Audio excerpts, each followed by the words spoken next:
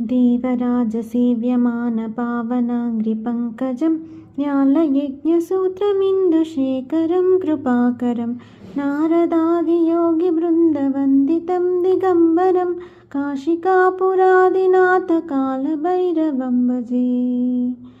भानुकोटिभास्वरं भवाब्धितारकं परं नीलकण्ठमीप्सितार्थदायकं त्रिलोचनम् कालकालमम्बुजाक्षमक्षशूलमक्षरं काशिकापुरादिनाथकालभैरवं भजे।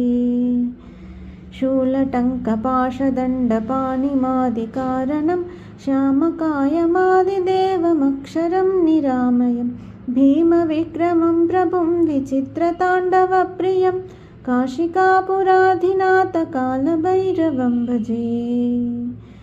भुक्तिमुक्तिदायकं प्रशस्तचारुविग्रहं भक्तवत्सलं स्थितं समस्तलोकविग्रहं निक्वनन्मनोज्ञहेमकिङ्किणीलसत्कटिं काशिकापुरादिनाथकालभैरवं भजे।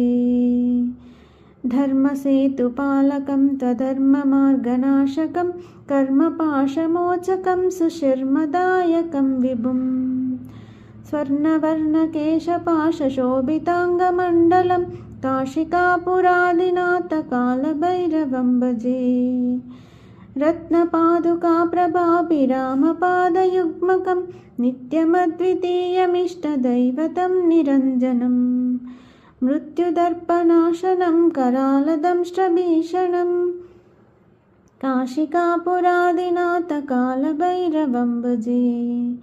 अट्टहासभिन्नपद्मजाण्डकोशसन्ततिं दृष्टिपातनष्टपापजालमुग्रनाशनम् अष्टसिद्धिदायकं कपालमालिकाधरं काशिकापुरादिनाथकालभैरवं भजे।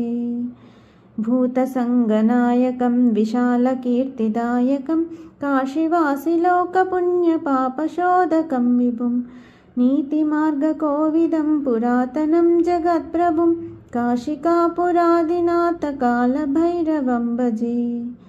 कालभैरवाष्टकं पठन्ति ये मनोहरं ज्ञानमुक्तिसाधनं विचित्रपुण्यवर्धनं शोकमोहदैन्यलोभकोपतापनाशनं ते प्रयान्ति कालभैरवाङ्घ्रिसन्निधिं ध्रुवम् ते प्रयान्ति कालभैरवाङ्घ्रिसन्निधिं ध्रुवम्।